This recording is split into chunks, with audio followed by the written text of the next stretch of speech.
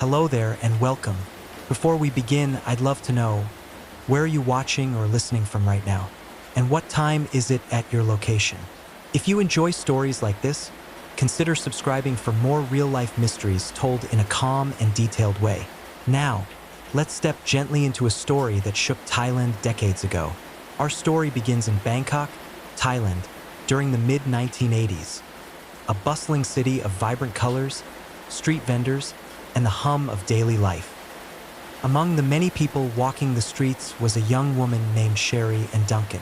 She was only 16 years old at the time, a bright and lively teenager with dreams like any other young girl her age. She lived a life filled with school, friends, and family, her days seemingly ordinary, yet unaware that fate had a darker path awaiting her. Sherry's family was well known in their community. Her father was hardworking, and her mother, protective and loving, kept a watchful eye on her daughter. Sherry's daily routine was familiar to anyone who knew her. She would go to school, visit local shops, and sometimes meet friends for small outings. Her life was ordinary in all the ways that feel safe and comforting, the very normalcy that makes what was to come all the more shocking. On a seemingly regular day in 1986, Sherry left her home to meet friends. She was dressed casually, her backpack slung over one shoulder, her hair tied neatly.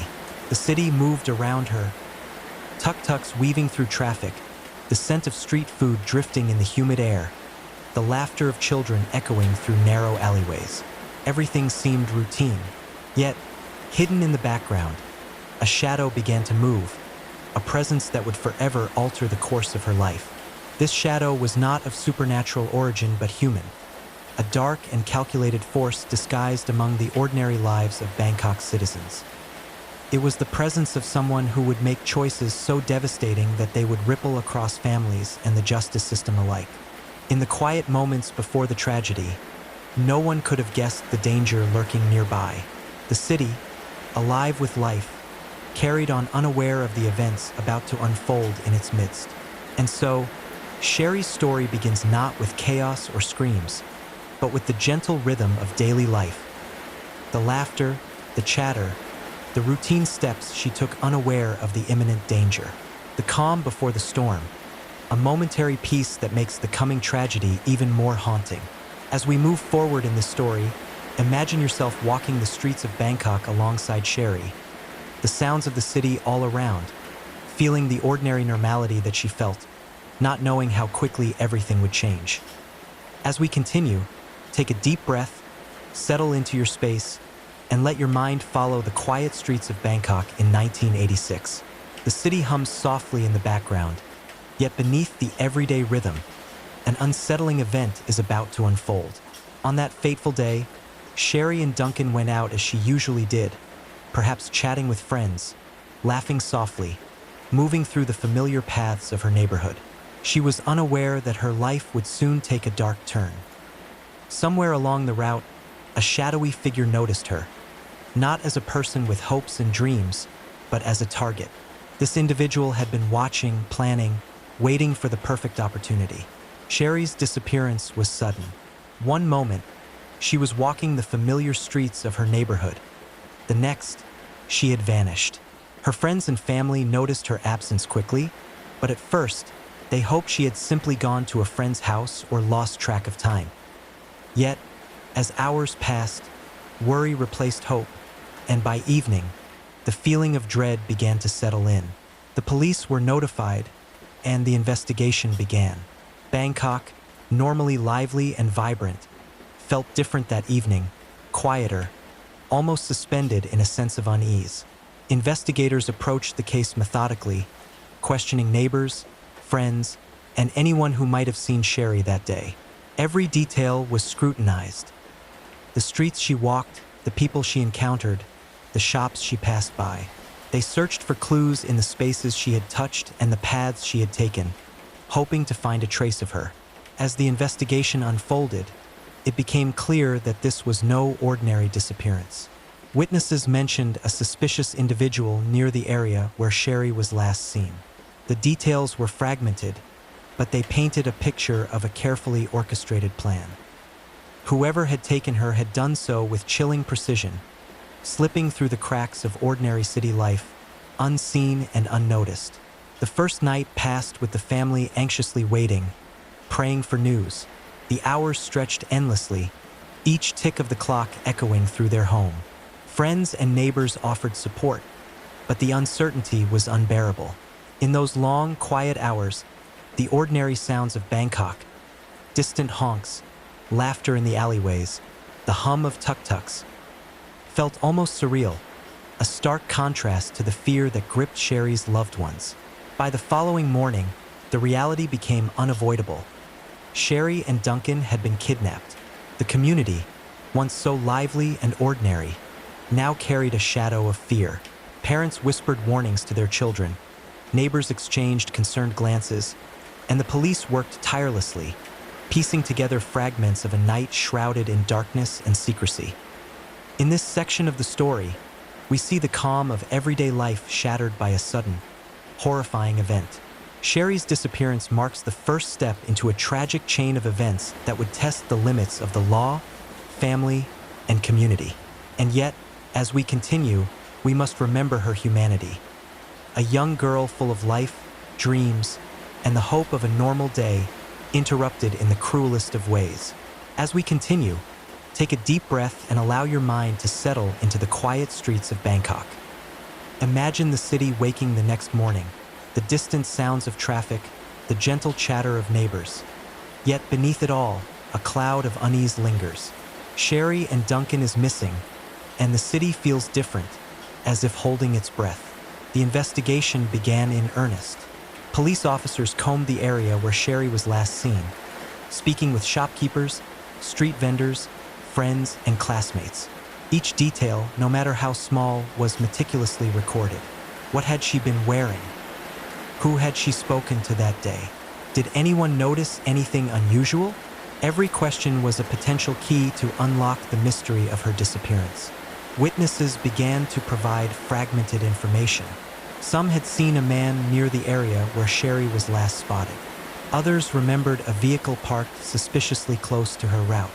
These small pieces of information painted a vague but troubling picture. Someone had deliberately taken her, slipping unnoticed through the busy streets. The details were inconsistent, the clues scattered, and yet each added to the growing sense of urgency. Sherry's family, meanwhile, were caught in a storm of fear and uncertainty. Her mother and father, desperate for any news, worked with police, pleading for information, and urging anyone with knowledge to come forward. Neighbors offered comfort and support, but the anxiety was relentless. Nights were long, and every unexpected knock at the door, every ring of the phone, sent a shiver of hope and dread through the household. The early leads were promising, but they were also complicated. Some tips were dead ends, false sightings that led investigators to empty streets or closed doors. Others hinted at a larger plan, a calculated crime that was difficult to unravel. Each piece of the puzzle required patience, careful analysis, and a measured approach. Qualities essential in a case where human lives hung in the balance. Amidst the uncertainty, the community's attention turned toward the broader implications of the crime. Parents whispered warnings to their children, and friends and classmates of Sherry recalled small details. A stranger's gaze, an unusual vehicle, or a fleeting interaction. Everyone wondered, how could such a tragedy happen in a place that felt familiar and safe? In the quiet moments of the investigation, investigators faced the delicate balance of urgency and precision. Every statement was checked, every lead retraced, and every assumption questioned. The case required a thorough understanding of human behavior, a careful examination of evidence, and an awareness of the city's rhythm, all while maintaining the empathy necessary to support a family in unimaginable pain. And so, the investigation pressed on, methodical and unrelenting, a search for truth in the shadows of Bangkok's busy streets. While the first leads were cautious and tentative, they represented the first glimmers of hope that Sherry and Duncan might be found. The case had only begun, yet the unfolding details would test the limits of law enforcement, the community, and the resilience of her family. As we continue our story, take a deep breath and settle comfortably. Let your mind drift into the quieter corners of Bangkok, where the city hums softly, but a storm of human drama has begun to unfold. The investigation into Sherry and Duncan's disappearance had revealed some disturbing truths, and now the focus shifted toward justice. After weeks of careful investigation, the police finally identified a suspect, a man whose behavior, motives, and connections placed him at the center of the crime. Arrested amid growing tension in the city, the suspect faced the weight of a case that had captured the nation's attention. The streets that had seemed ordinary now felt heavier, as if holding echoes of the tragedy that had occurred. Sherry's family, still grieving and anxious, watched the legal process unfold. The arrest brought a complicated mix of emotions: relief that there was progress, fear of the unknown, and hope that justice could restore a sense of balance. The trial would not only be a legal procedure but a public examination of the crime, the motives, and the consequences. In the courtroom, the atmosphere was tense yet measured. Lawyers, witnesses, and investigators all took their places, each aware that the story of Sherry and Duncan would be dissected with precision. The trial began slowly, with careful presentation of evidence, witness testimonies, and accounts of the events leading to her disappearance. Each detail was presented in a deliberate, calm manner, a necessary tone for a case of such sensitivity and gravity. The prosecution outlined the events, describing the meticulous planning and execution of the crime. Witnesses recounted their observations, sometimes hesitant, sometimes detailed, each contributing to a fuller picture of the tragedy. The defense examined each claim, challenging assumptions and questioning credibility. The courtroom became a stage where facts and interpretations intertwined, and the story of Sherry and Duncan was told from multiple angles. For the public, following the trial was both fascinating and unsettling. Newspapers reported daily updates, neighbors discussed developments in hushed tones, and families reflected on the vulnerability of ordinary life. The crime, which had seemed distant at first, now felt close and real, a stark reminder that tragedy can touch anyone, anywhere. Throughout the proceedings, Sherry's family remained present, enduring the slow, deliberate pace of justice. They faced the difficult task of reliving moments of fear and uncertainty while maintaining hope that the legal system would provide resolution. The trial was a careful dance of emotion and procedure, balancing grief with the need for truth. As the courtroom drama unfolded, it became clear that the case was not just about punishment, but about understanding, accountability, and closure. The arrest and trial of the suspect marked a pivotal chapter in the story, a moment where law and human experience converged, and the city held its breath for the outcome. As we continue, take a slow breath and allow your mind to settle. Imagine the courtroom, the quiet anticipation in the air, and the soft hum of the city beyond its walls. After weeks of testimony, evidence, and careful deliberation, the moment that everyone had been waiting for finally arrived: the verdict. The courtroom was filled with tension. Sherry's family sat together, holding each other's hands, hearts heavy with emotion. Friends, neighbors, and members of the public waited quietly, understanding that this decision would bring clarity, closure, and perhaps a measure of peace. The judge, solemn and steady, read the findings with deliberate care. Every word, every pause, carried the weight of the case and the gravity of the crime. When the verdict was announced, it sent a ripple through the courtroom. For some, it brought relief. For others, a renewed sense of sorrow. The decision reflected the evidence, the careful examination of testimony, and the determination to uphold justice. It was a moment that underscored the importance of law, procedure, and human vigilance. Sherry's family, though still grieving, found a measure of comfort in knowing that the case had reached its legal conclusion. Outside the courtroom, the public reaction was significant. Bangkok, a city usually alive with the rhythm of everyday life, seemed quieter as people absorbed the news. Conversations turned to reflections on the fragility of life, the responsibilities of adults to protect the young, and the need for vigilance in society. The tragedy of Sherry and Duncan became a point of reflection, not only for her family but for the wider community. Media coverage followed carefully, reporting the verdict with a focus on facts and respectful consideration for those affected. Newspapers, radio, and television detailed the events from beginning to end, providing context and clarity without sensationalism.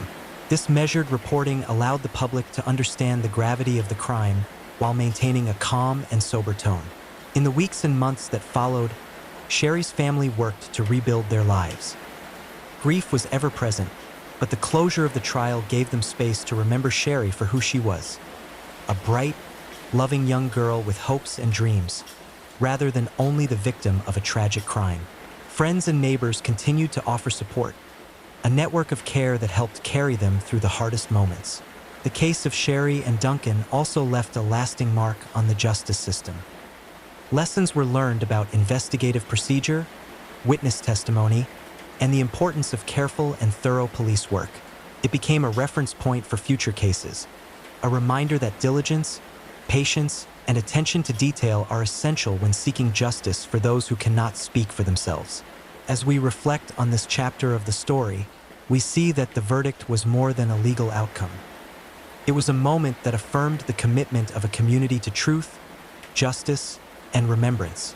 Sherry and Duncan's story, though tragic, became a quiet lesson in resilience, vigilance, and the enduring human desire for fairness and accountability. As we move into the final chapter of this story, take a deep breath, let your body relax, and allow your mind to drift gently into reflection.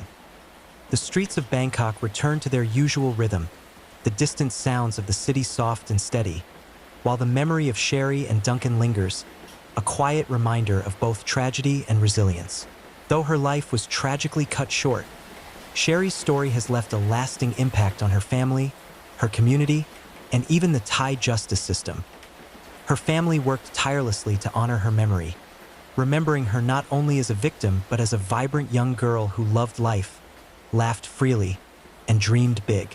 Each birthday, each small milestone, carried the weight of absence but also the light of remembrance. Communities across Bangkok and beyond reflected on the fragility of life and the responsibilities of adults to protect the young. Parents became more vigilant, neighbors more attentive, and friends more mindful of the signs of danger in everyday situations.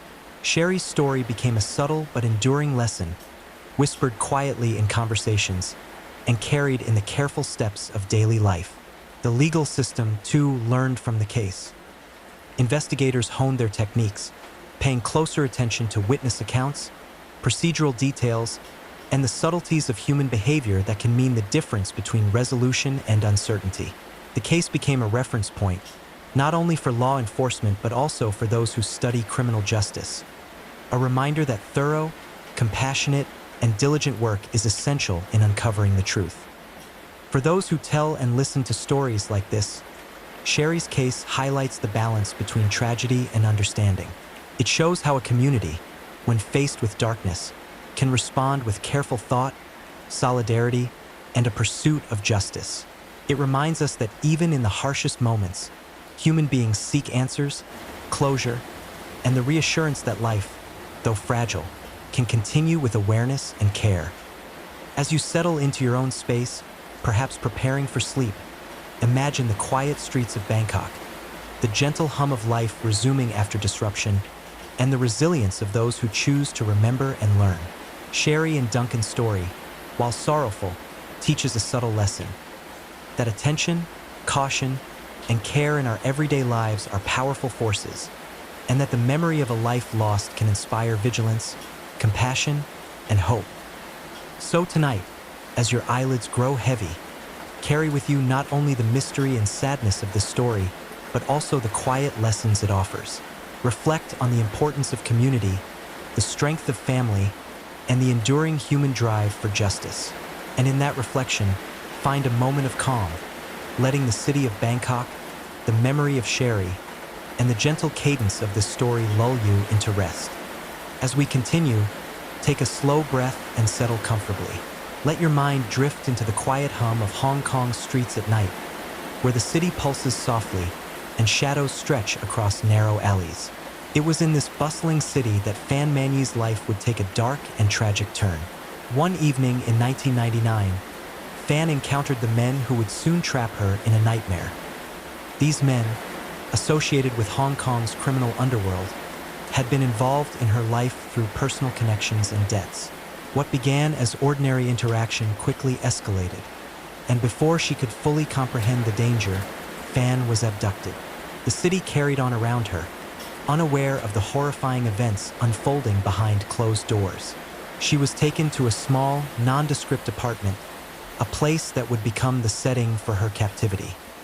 The apartment itself appeared ordinary from the outside, tucked away in one of Hong Kong's many high-rise buildings. But inside, it became a prison. Fan was restrained and isolated, her movements strictly controlled, and she was subjected to a series of cruel acts that would define the horror of the case.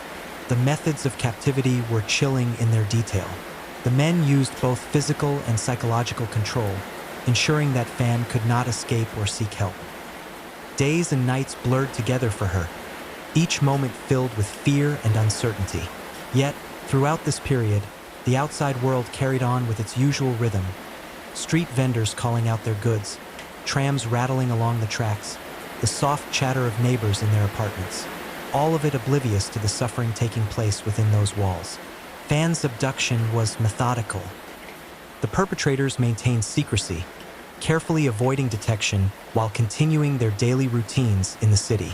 Their calm exterior masked the brutality occurring within the apartment. Each day of captivity became a silent struggle for Fan, an ordeal that tested the limits of human endurance and resilience. The community remained unaware, and it is this contrast, the ordinary life continuing outside against the extraordinary horror inside, that makes this case so unsettling. In the quiet moments, we can imagine Fan's fear, her attempts to comprehend the situation, and the tension that filled every hour. The city's sounds outside, traffic, conversations, distant music, contrasted sharply with the silence and terror inside her temporary prison. And so, Fan Manyi's ordeal continued in secret, hidden behind closed doors, as the city carried on its evening routines. This section of the story reminds us that true crime often intersects with the ordinary, showing how quickly life can change and how darkness can hide in plain sight. As we continue, take a deep breath, settle into your space, and let your mind gently wander through the streets of Hong Kong. The city hums softly in the background, unaware of the darkness that has unfolded behind closed doors. Fan Manyi's abduction had lasted for weeks, and now, the events that would bring the case to light were about to begin. The story came to the authorities' attention not through immediate discovery, but slowly, through investigation and tip-offs. Family members had noticed Fan's prolonged absence. Concern turned to fear as they tried to contact her, receiving no response. The quiet anxiety that grows in the days after a loved one goes missing can feel like a heavy weight, pressing into every moment.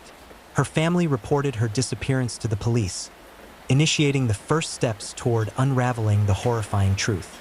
Investigators approached the case with methodical care. They interviewed neighbors, questioned associates of Fan, and reviewed her recent activities. Slowly, pieces of a grim puzzle began to emerge. Witnesses reported suspicious behavior by certain individuals known to be involved in criminal activity. Leads were followed, tips were cross-checked, and each detail was carefully recorded. The investigation required patience, precision, and a calm approach, even as the facts began to reveal the depth of Fan's suffering. The apartment where Fan had been held became a focal point. Police quietly observed the building, noting the comings and goings of suspects. Evidence was collected meticulously. Investigators noted the layout of the apartment, the items inside, and signs of a struggle. This was painstaking work, but essential to understanding exactly what had happened and who was responsible. Every clue, no matter how small, brought them closer to discovering the truth. As the investigation progressed, the shocking nature of the crime began to emerge. Reports described the extreme cruelty inflicted upon Fan during her captivity. It was a case that challenged comprehension, a mixture of physical abuse and psychological torment carried out over an extended period. Yet, despite the horror, the investigators maintained their calm and methodical approach, ensuring that each step was documented and verified. Outside the walls of the apartment, the city continued in its usual rhythm. Streetlights flickered, trams rattled along the tracks, and vendors called softly to passers-by. The contrast between the ordinary life of Hong Kong and the tragedy hidden in a single apartment was stark. It reminded everyone involved, family, friends, investigators, that evil can sometimes exist in the most unassuming places. Ultimately, the investigation set the stage for the eventual arrest of the perpetrators. The combination of meticulous police work, witness testimony, and careful observation would bring the truth to light. Fan Manyi's story, while horrifying, was about to enter the public consciousness, and the details that emerged would shock Hong Kong and the world alike. As the investigation unfolded, Hong Kong authorities quickly realized that this case was far more complicated than a simple missing persons report. The young host, the wealthy banker's daughter, and her sudden disappearance, none of it lined up neatly. And behind the scenes, rumors were growing. People whispered that Fan Manyi may not have disappeared at all, but that something far more troubling had taken place inside that apartment. Detectives began by tracing Fan's social circles, friends, former co-workers, and the shelter staff who had last heard from her. These were individuals familiar with her struggles, her vulnerabilities, and her attempt to rebuild a life after years of difficult circumstances. But no matter whom the detectives questioned, the pattern was the same. Fan had simply stopped appearing. No phone calls, no messages, no sightings. For someone trying to stabilize her life, this sudden silence felt deeply suspicious. The investigators then turned toward the men who were known to frequent her workplace. Among those names, one stood out: Chan Manlock, a small-time gangster with a reputation for intimidation and fraud. He was not a major figure in Hong Kong's criminal world, but he operated with enough menace that people hesitated to talk about him openly. Detectives recognized that any connection between Fan and Chan needed to be explored carefully. Around this time, a teenager, just 14, walked into a police station with a strange, unsettling story. She explained that she had stayed in the same Mong Kok apartment with Chan and two other men. Her voice shook as she spoke, and though she struggled to explain everything clearly, she said enough for investigators to pause, lean in, and listen closely. What she described wasn't a simple disappearance. It wasn't a misunderstanding. It wasn't a case of someone leaving town or choosing to vanish. No, her story pointed toward a situation far more serious, one that suggested Fan had been held inside that apartment for reasons the police could not yet fully understand. Detectives listened carefully. They noted every detail the girl provided, every small observation, and every moment she hesitated. They remained patient, giving her time to speak. And the more she described, the more the investigators realized that she had seen things no young person should ever have been exposed to. Yet despite her fear, she came forward. She did not run away. She asked for help. Her testimony was enough for authorities to take the next step. They moved quickly to locate the apartment she mentioned, the one decorated in a strange, almost childish theme that residents in the area occasionally gossiped about. When police approached the building, the atmosphere felt tense. Shadows pooled in the hallway. Doors were shut tight. Neighbors peeked from behind curtains. Once inside, detectives immediately sensed that something was off. The apartment did not feel abandoned. Instead, it felt like a place where something unresolved lingered in the air, a silence too heavy to ignore. The investigation shifted instantly from missing person status to possible homicide. And at that point, the story of Fan Manyi and the secrets inside that apartment began to come to light. When police finally stepped into the Mong Kok apartment, they encountered a space that felt strangely suspended between childish innocence and something much darker. Colorful posters clung to the walls. Plush toys were scattered across shelves. And in the center of it all, perched on a table, was a large Hello Kitty plush, its bright smile frozen permanently in place. To investigators, this wasn't charming. It was unsettling. The room looked more like a stage carefully arranged to hide something. They moved slowly, examining every corner while keeping their breathing steady. The teenage girl who had come forward had mentioned that she'd stayed in this apartment for weeks. She spoke of feeling uncomfortable, scared, and trapped.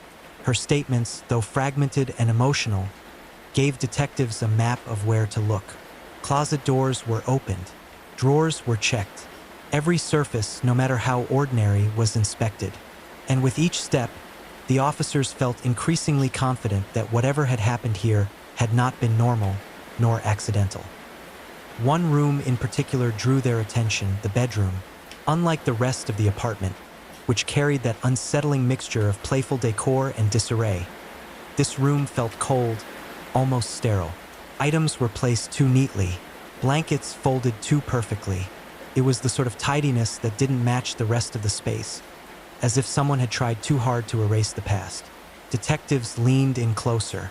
They noticed small inconsistencies, objects that had been moved recently, faint marks on the floor where heavier items had once rested, and areas where the paint looked touched up.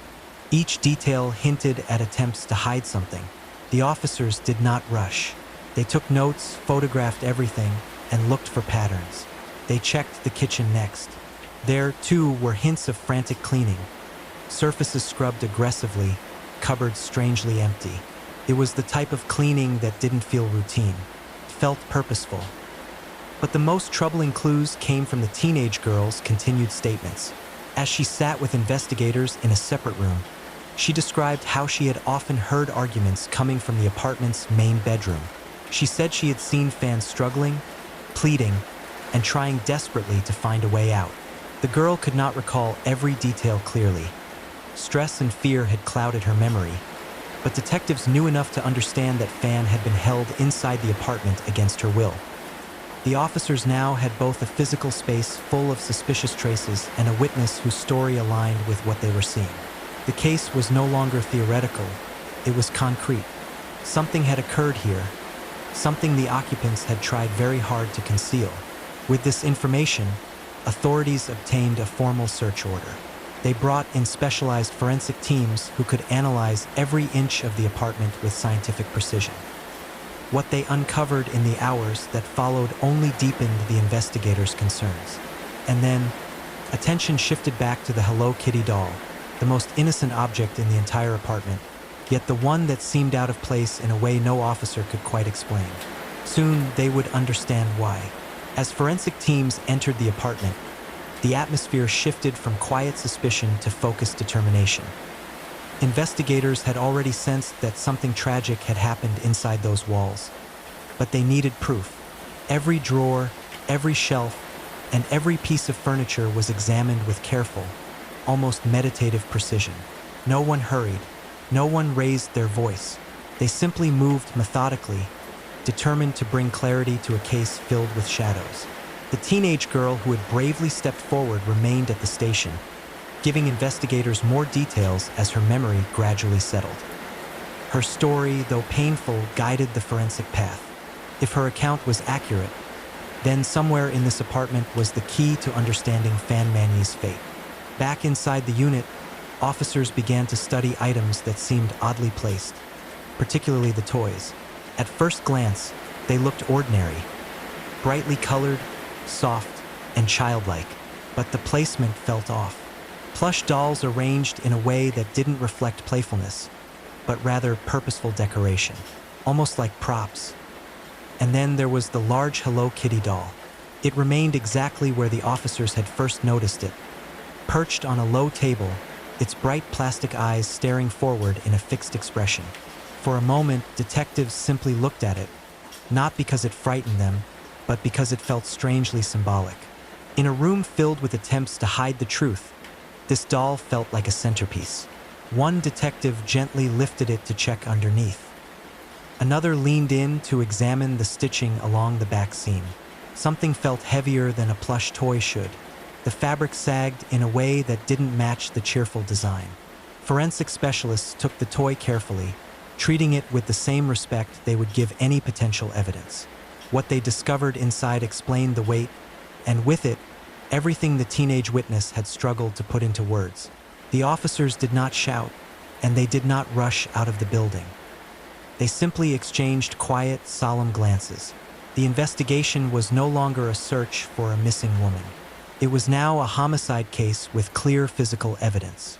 Detectives secured the apartment immediately. The space was sealed off, and additional forensic teams were called in to document every detail with enhanced equipment. What mattered now was ensuring that nothing was disturbed and that the evidence was presented professionally, respectfully, and thoroughly. Back at headquarters, officers informed senior investigators of the discovery. In the days that followed, multiple individuals connected to the apartment, including Chan Manlock and 2 associates, were brought in for questioning. Their stories did not align. Their explanations contradicted one another, and none of them could explain the one object in the home that held the truth they had tried so hard to mask. The girl who had come forward was no longer just a reluctant witness. She was the person who had made it possible for Fan's story to be heard. The Hello Kitty doll, once an innocent decoration, had become the centerpiece of one of Hong Kong's most haunting and unforgettable true crime cases.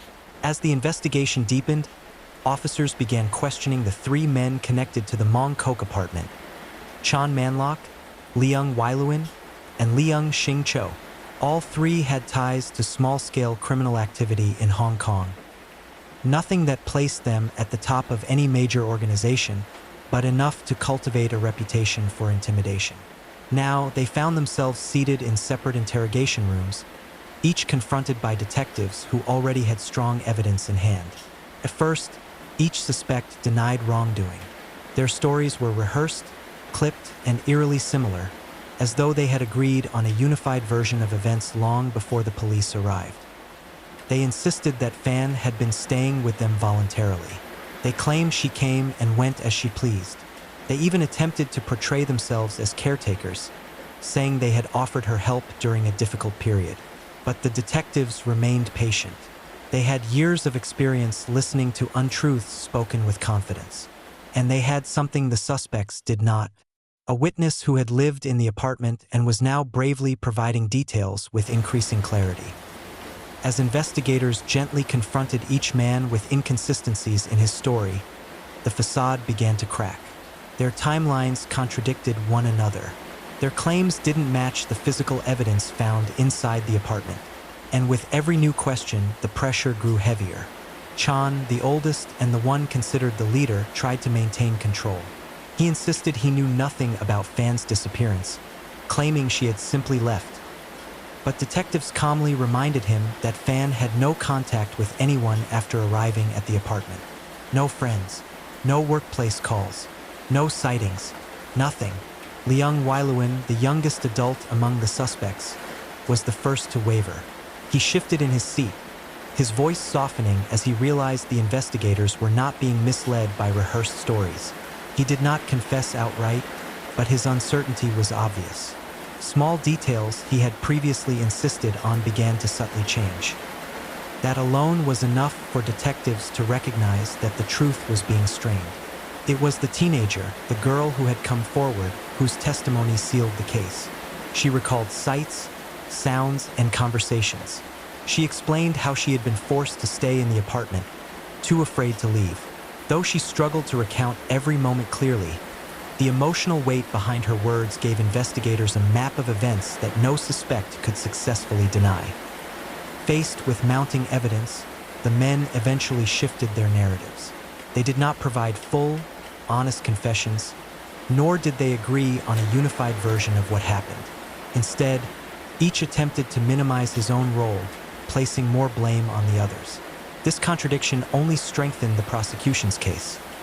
All 3 were involved, and all 3 had reason to hide the truth.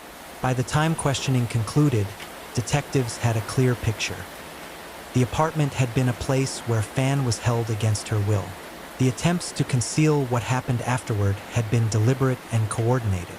When the case finally reached the courtroom, it quickly became one of the most talked about trials in Hong Kong's history.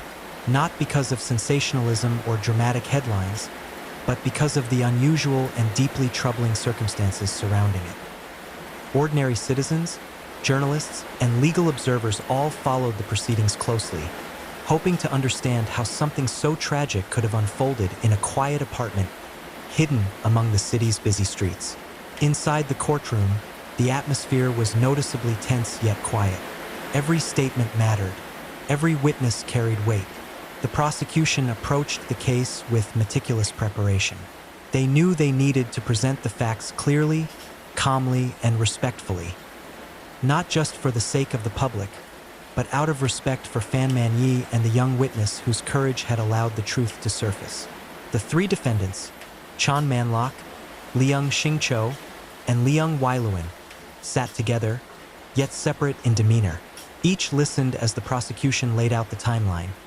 Fan's arrival at the apartment, the witness's testimony about her being held there, and the discovery that confirmed she had not left voluntarily. Story 3. Before we begin tonight's story, take a moment to settle in. And if you're watching or listening right now, I'd love to know where you're tuning in from and what time it is at this very moment. Your comments help this community grow. And if you enjoy calm, slow-paced true crime stories like this one, don't forget to subscribe. It truly helps more than you know. Tonight, we begin a case that rattled Hong Kong in the mid-2000s. A case that appeared, at first, to be nothing more than a tragic accident inside a luxurious apartment. But as investigators soon learned, the truth was far more tangled, emotional, and disturbing than anyone expected. This is the milkshake murder, a story of wealth, betrayal, a collapsing marriage, and a question that would haunt investigators. Was a well-known banker's death a sudden health tragedy, or something planned long before the final moment? The story centers around Nancy Kissel and Robert Kissel, an American couple living in Hong Kong. Both came from privileged backgrounds, and to the outside world, their lives seemed to fit a picture-perfect description of success. Robert worked as a senior investment banker for Merrill Lynch, earning a reputation as a high-performing, respectable figure in the financial world. Nancy, a homemaker and mother of three, was often seen as warm, friendly, and deeply devoted to her family. They lived in Parkview, one of Hong Kong's most exclusive residential complexes, known for its sweeping views, high security, and the sense of calm it offered above the city's fast rhythm. Residents there typically lived comfortably, privately, and without much disturbance from the world below. But behind the walls of the Kissel home, things were not as harmonious as they seemed. Friends and acquaintances would later testify that the couple's marriage had started to fracture years before the tragedy.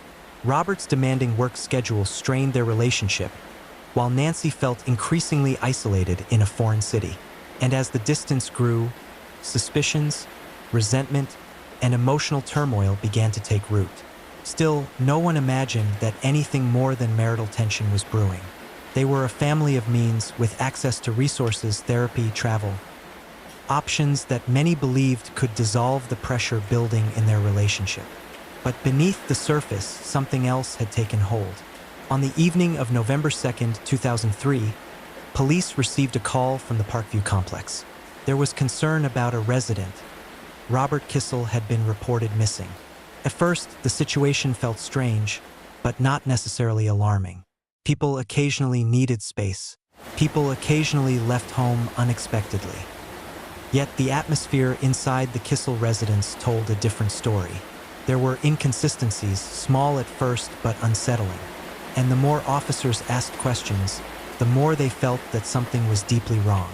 As neighbors whispered and officers took notes, one detail began quietly circulating among them. Nancy had served Robert a milkshake the night before his disappearance. A milkshake that, according to early accounts, tasted unusually sweet. And so began a case that would unravel one of Hong Kong's most shocking truths.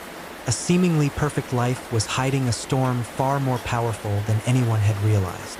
When police officers arrived at the Parkview apartment following the missing person report, they found the atmosphere unusually quiet. Not the peaceful kind of quiet you'd expect in an upscale building, but a stillness that carried tension beneath the surface. The officers noted how composed Nancy seemed, though her behavior felt practiced, almost as if she was trying to guide the conversation in a particular direction without appearing to do so. She explained that Robert had been feeling unwell the previous night. He had come home, she said, exhausted after a stressful workday. She told officers that he had complained of feeling dizzy, tired, and emotionally drained. To comfort him, she said she had prepared a strawberry milkshake, hoping it would help him relax. It was a small detail at the time, almost insignificant. But for investigators, even the simplest moments can plant early seeds of suspicion. Nancy went on to say that after drinking the milkshake, Robert had gone to rest. She claimed she didn't know when he left the apartment afterward. She suggested he might have gone for a walk, maybe to clear his head. But what troubled officers was how uncertain she sounded. For someone reporting her husband missing, there was a strange calmness to her tone. Meanwhile, security staff at Parkview provided what little they knew. There were no clear records of Robert leaving the building, and no neighbors had seen him step outside. For a man who often moved with purpose, this sudden disappearance without a trace didn't quite add up. As officers continued speaking with Nancy, they noticed small inconsistencies in her account. Timelines that didn't fully align, phrases that seemed rehearsed, and a lingering sense that she was withholding more than she was sharing. Yet, the first hours of any missing person case are often chaotic, and officers understood the need to remain open-minded. The couple's children were in another room, quiet and unaware of what was unfolding. Friends of the family later described them as close, with Nancy often appearing as a dedicated mother. This made the situation even more puzzling. If something had gone wrong within the home, how deep did the tension run? Police left the apartment that night with a mixture of concern and confusion. They began contacting colleagues of Robert, hoping someone had seen or heard from him. But no one had. Not a single message, call, or email had come from him since the previous evening. That absence alone felt unusual. Robert was known to be responsible, punctual, and predictable in his routines. Back at the station, officers reviewed their notes. One detective circled a single detail mentioned almost casually by Nancy. He drank a milkshake before lying down. At that moment, it didn't point to a crime. It was simply a detail, a dot waiting for a line to connect it to something larger. But within the next few days, those dots would begin connecting themselves. The marriage, the tension, the missing husband, and a milkshake whose sweetness had concealed more than anyone was ready to admit. The marriage of Nancy Kissel and Robert Kissel had always appeared perfect from the outside. Friends remembered the couple as polished, successful, and almost enviably stable. They were both Americans living abroad, raising 3 young children in one of Hong Kong's most secure and modern residential compounds. Their home sat high in the hills of the Tai Tam district, surrounded by greenery, guarded gates, and a lifestyle most people only dream about. But behind closed doors, the elegant picture began to show fractures. Small at first and then unmistakable. Robert Kissel worked extremely long hours. His position at Merrill Lynch demanded constant communication, late-night calls with clients, and frequent travel. He was seen as reliable, brilliant, and hardworking.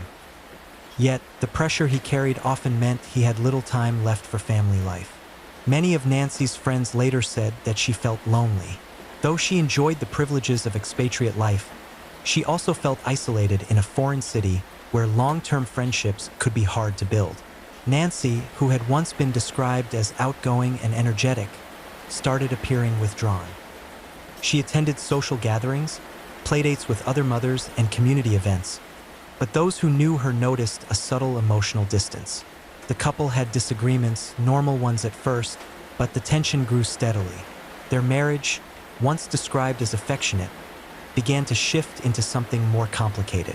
During this period, Nancy sought more stimulation outside the home.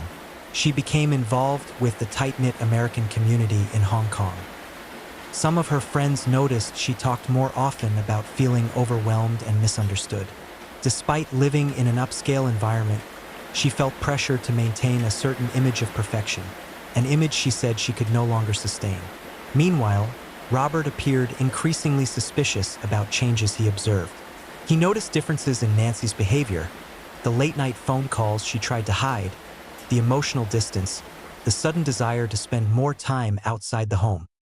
His concern grew gradually but quietly.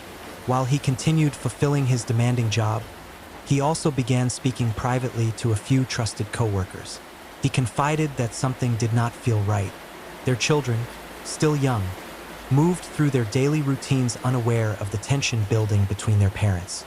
To outsiders, the Kissels remained a family of comfort and stability. Photos showed holiday trips, birthday cakes, and carefully arranged family gatherings. Yet, under the surface, the emotional disconnect between the couple widened. One friend later recalled something striking.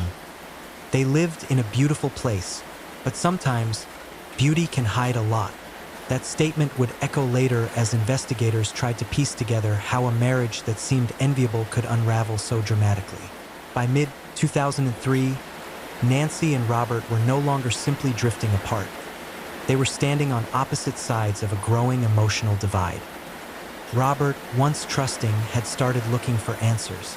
Nancy, feeling increasingly trapped and resentful, began turning toward choices that would ultimately lead the family down a dark and irreversible path. This perfect on-paper marriage was now fragile, and soon the tension would reach a point from which neither could return. After Robert Kissel failed to appear at work and could not be reached by friends or colleagues, concern grew. His absence was unusual. Robert was known for his punctuality and professional dedication. Even a minor delay in his routine would have prompted him to call or message. Yet, days passed without word from him.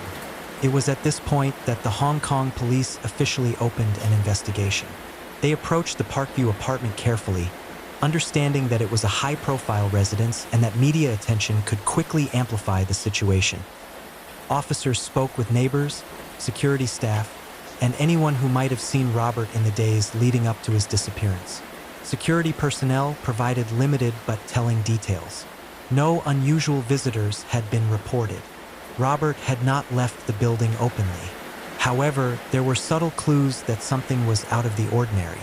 Officers noted the presence of delivery packages still untouched, lights in certain rooms left on, and the general impression of order disturbed just slightly. Small inconsistencies that hinted at an unusual event. Nancy Kissel remained composed when speaking to investigators. She provided a detailed account of Robert's health concerns, explaining the events of the evening he was last seen. She mentioned the milkshake she had prepared for him, describing it as a comforting gesture meant to ease his fatigue. Her statements were calm, deliberate, and seemingly plausible. Yet investigators noted minor contradictions between her version of events and what security staff had observed. Police began contacting Robert's colleagues, hoping that work-related communication could clarify his disappearance. Emails were checked, phone records reviewed, and office attendance logs examined. Every step painted a picture of a man who had left home normally but had not returned to the world outside in a way consistent with his routines. Investigators also considered the family's daily patterns. The children were attending school and following their regular schedules. Friends and extended family members confirmed that Robert had been seen around the home in ordinary ways, reinforcing the notion that something had occurred within the residence itself. At the apartment, officers carefully documented the environment.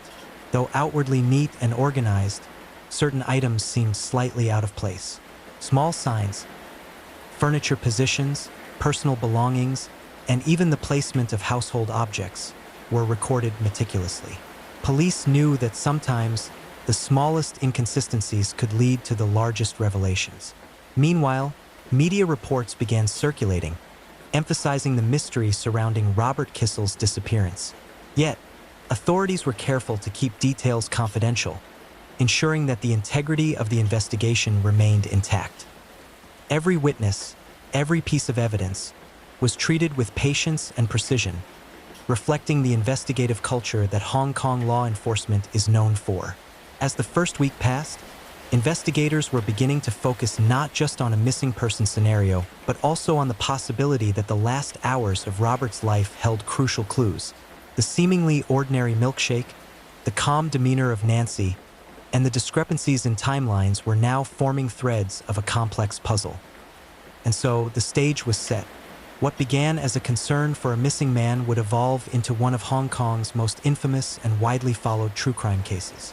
As the investigation progressed, detectives began noticing patterns that did not quite fit with Nancy Kissel's initial account. On the surface, She remained composed, polite, and cooperative, but small inconsistencies in her story began to emerge. Timelines that didn't align perfectly, details that seemed rehearsed, and explanations that sometimes contradicted witness statements. Officers knew from experience that in many domestic investigations, these subtle discrepancies could be the first signs that something more serious had occurred. They approached the case methodically, avoiding assumptions, documenting every statement, and corroborating facts wherever possible. Every phone call, delivery record, and household item became a potential clue. Colleagues of Robert at Merrill Lynch added context. They described his disciplined routines and meticulous approach to work. Robert rarely missed meetings and maintained constant communication with clients. His absence, therefore, was highly irregular. Officers started connecting dots between Nancy's statements, Robert's known habits, and the lack of sightings outside the apartment. Meanwhile, neighbors provided further insight.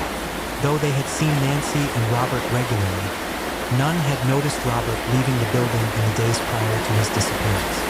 Some recalled hearing normal household sounds, doors closing, conversations, but nothing that suggested unusual activity. This quiet observation, when paired with other evidence, added to a growing unease among investigators. Detectives also revisited the seemingly minor detail of the milkshake Nancy had prepared. At first, it had appeared incidental, a simple act of kindness.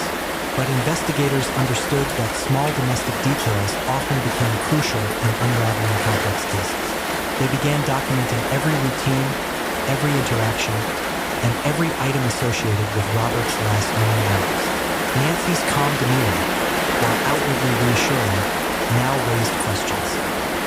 Investigators noted how she described events with a precision that seemed almost too deliberate, how her answers sometimes appeared to anticipate the next question. To trained officers, this was not proof of wrongdoing, but it warranted closer examination. At this stage, detectives had not yet concluded that a crime had occurred. Their approach remained patient and meticulous. They interviewed staff, friends, and family, collected phone records, and analyzed security footage from the building. Each new piece of information either confirmed routine behavior or highlighted subtle anomalies. Slowly, the puzzle began to take shape. Investigators realized that while the apartment appeared ordinary and the household seemingly stable, the combination of Robert's disappearance, Nancy's carefully controlled narrative, and the lack of corroborating external sightings suggested that something extraordinary had happened behind closed doors. It was the calm, methodical work of police, combined with careful observation and documentation, that would eventually bring clarity to what initially seemed to be a simple missing person case. And within the walls of that luxurious Parkview apartment, the truth waited to be uncovered, layer by layer, until every detail was revealed. As days passed, the investigation into Robert Kissel's disappearance shifted from general concern to focused scrutiny. Police recognized that small inconsistencies, combined with the absence of outside sightings, warranted a detailed examination of the Kissel apartment. Each corner, each room, and each object became part of the careful mapping of Robert's last known movements. Detectives began by analyzing everyday routines. When had Robert last been seen awake? Who had interacted with him in the hours before he disappeared? Even seemingly minor details, such as which doors were open, which appliances had been used, and what personal items were out of place, were documented meticulously. Investigators knew that, in domestic cases, the smallest observation often unlocked the larger picture. Nancy Kissel continued to provide statements. She maintained a calm and precise demeanor, repeating the same account consistently. Robert had returned from work, he had complained of fatigue, and she had prepared a milkshake to help him relax. He then went to rest, and she had not seen him afterward. For the investigators, her calm was notable, but it was not yet proof of wrongdoing. It was, however, a detail that demanded further investigation. At the same time, detectives gathered records from Robert's workplace. Emails, calendar entries, and phone logs were reviewed. Officers sought to determine whether Robert had communicated normally in the hours before his disappearance. His routines were highly structured, and deviations were unusual. All data suggested that Robert had not left the apartment in a typical manner, prompting the team to focus more closely on events inside the home. Neighbors and security personnel were interviewed again. Officers noted that no unusual visitors had been observed during the relevant time frame. Residents described the apartment as quiet, orderly, and secure. But combined with the other evidence, this quietness took on a different meaning. It suggested isolation, a private space where events could unfold without interruption. The investigators then turned to expert advice. Forensic specialists were consulted to examine household items, including the milkshake mentioned by Nancy. While initial observations seemed routine, forensic methods were employed to analyze every possible element connected to Robert's last known hours. Each sample, each surface, and every trace left behind was carefully documented to ensure that nothing would be overlooked. Meanwhile, police began to construct a timeline. Minute by minute, hour by hour, the events leading up to Robert's disappearance were mapped as precisely as possible. Each testimony, each physical clue, and each observation from colleagues and neighbors was compared and cross-referenced. The goal was to identify patterns, inconsistencies, and any detail that could reveal the truth behind his sudden absence. By this stage, investigators had developed a working theory. Robert's disappearance was not the result of a simple accident or miscommunication. Evidence suggested that the key events had taken place inside the apartment. During the last hours, he was seen alive. While the case had begun as a concern for a missing man, it was now evolving into a focused inquiry into a household mystery, one that required patience, precision, and careful documentation at every step. As the investigation continued, the focus on Nancy Kissel intensified.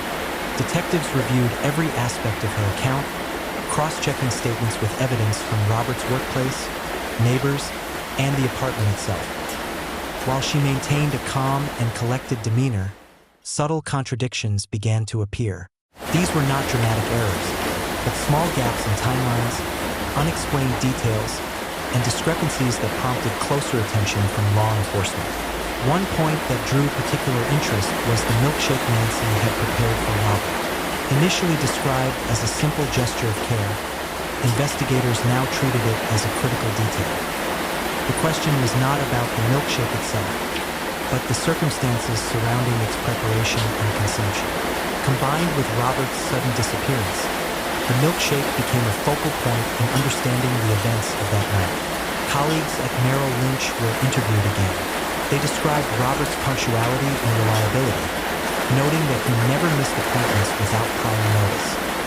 They confirmed that the day prior to his disappearance, Robert had sent routine emails and attended meetings as expected. There was no indication from his professional life that he had planned to be absent or unreachable.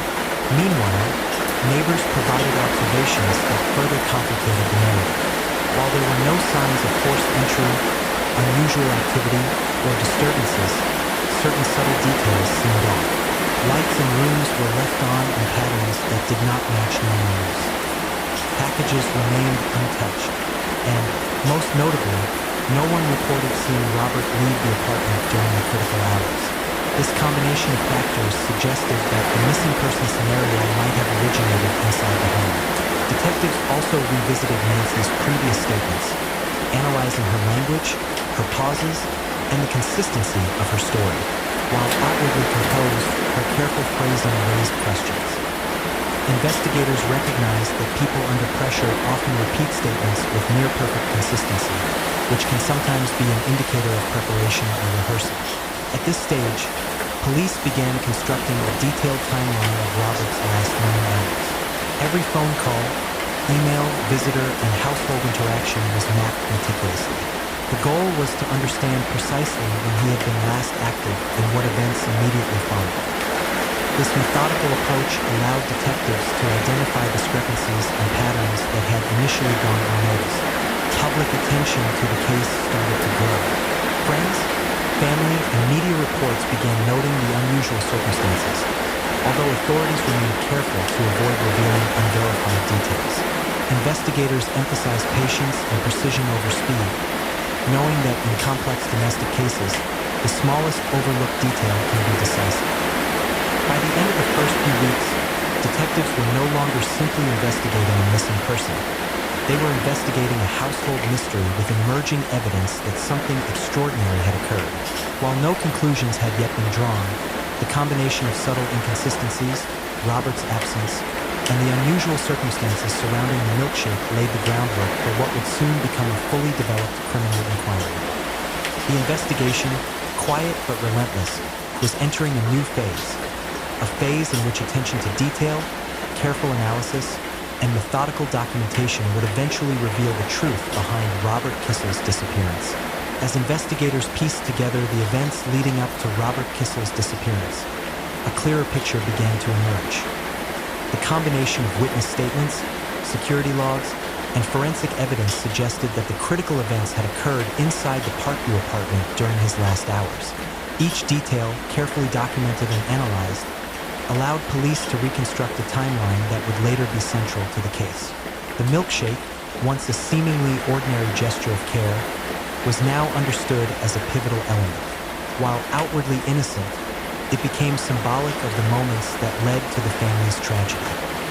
Investigators noted how subtle choices in domestic routines can sometimes have profound consequences, how ordinary objects, like a milkshake or a beverage, can become central to understanding complex events.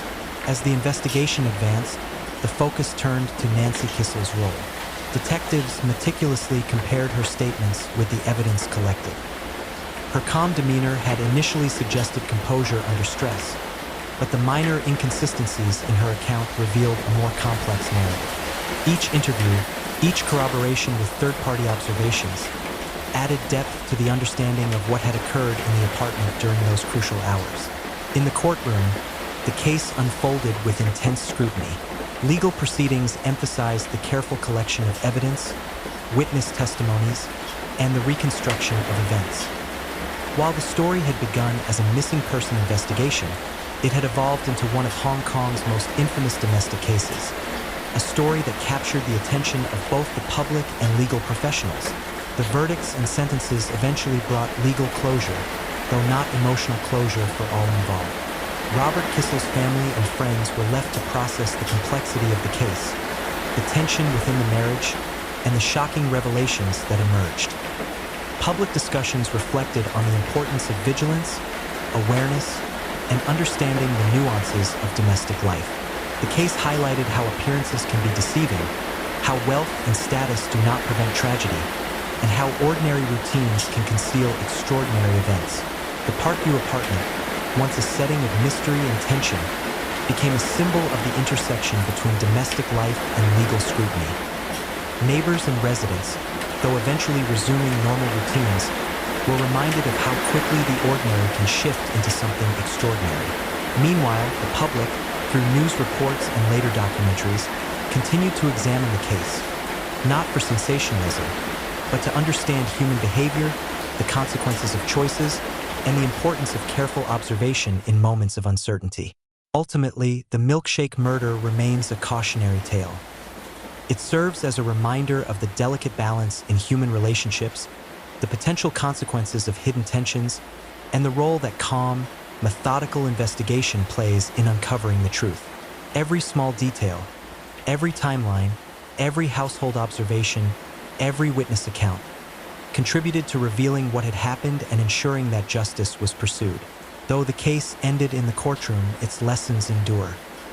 It reminds us that vigilance, awareness, and attention to subtle signs can make all the difference in understanding events that initially appear ordinary, but may conceal far more. And so, the story of Robert and Nancy Kissel continues to resonate, a quiet yet powerful testament to the complexity of human lives behind closed doors.